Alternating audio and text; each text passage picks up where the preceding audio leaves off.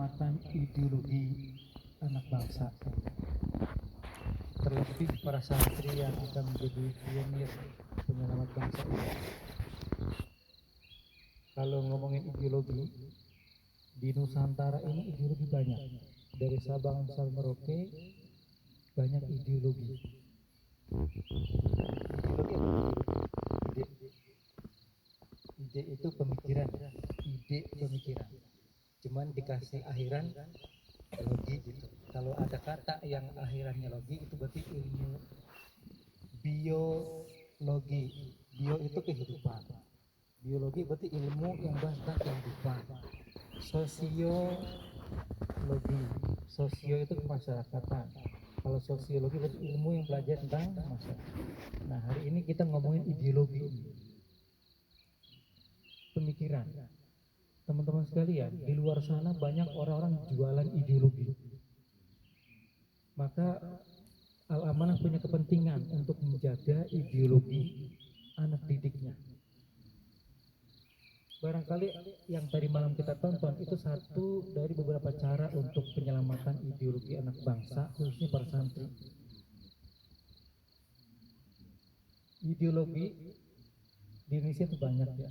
Ada yang namanya fasisme, ada yang namanya sekulerisme, ada yang namanya liberalisme, ada yang namanya pluralisme, anarkisme, banyak lah.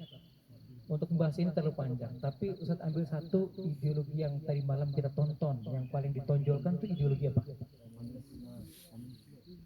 Komunisme. Komunisme ya, itu ideologi teman sekalian. Nah, tahun 59 kemarin disebutkan. Tahun 59 PKI, Partai Komunis Indonesia, ini pernah menjadi partai pemenang di negeri ini. Walaupun belum nomor satu, tapi PKI pernah menjadi partai pemenang di negeri ini. Pertanyaannya, kalau seandainya PKI pernah menjadi partai pemenang, kira-kira pengikutnya banyak atau sedikit? Banyak pasti. Ustadz, kan PKI sudah dibubarkan, itu partainya. Pertanyaannya, orang-orang masih ada nggak di sini? Masih banyak. Jadi ketika orang yang banyak di sini, potensi untuk bangkit kembali ada nggak? Ada. Makanya banyak orang-orang yang dulu pernah aktif PKI, kader-kader PKI, mereka nggak mungkin menyebutkan dirinya PKI, kecuali ada perlindungan dari yang berkuasa. Maka dalam senyapnya mereka bergerak masuk ke parlemen. Yang jadi anggota dewan ada nggak? Yang jadi anggota polisi ada? TNI ada? Birokrat ada? Akademisi ada? Semua lini dia masuk juga. Jadi kemungkinan bangkit itu sangat mungkin teman sekalian. Maka perlu dibentengi dengan ideologi yang betul untuk bisa mengcounter perkembangan ideologi. Ideologi komunis itu memang nggak kelihatan teman-teman sekalian. Memang nggak kelihatan, tapi terasa kayak garam gitu. Kita makan garam nggak kelihatan, tapi terasa nggak? Terasa asinnya. Satu dekade terakhir, hampir 10 tahunan terakhir, berbagai macam upaya menghilangkan ideologi Pancasila itu terus dilakukan. Tapi beberapa dilakukan itu beberapa kali juga berhasil dibatalkan, karena alhamdulillah ternyata masih banyak yang di parlemen itu orang-orang baik. Upaya menghilangkan kolom agama di KTP pernah batal karena masih ada orang baik di parlemen. Upaya menghilangkan pelajaran agama di semua jenjang pendidikan pernah dilakukan, gagal juga dilakukan. Dan berbagai macam rentetan upaya, berbagai macam rentetan juga penggagalannya, alhamdulillah. Maka gini teman-teman sekalian. Oh iya, Ustaz kasih tahu, kenapa kok PKI itu nggak boleh di negeri ini?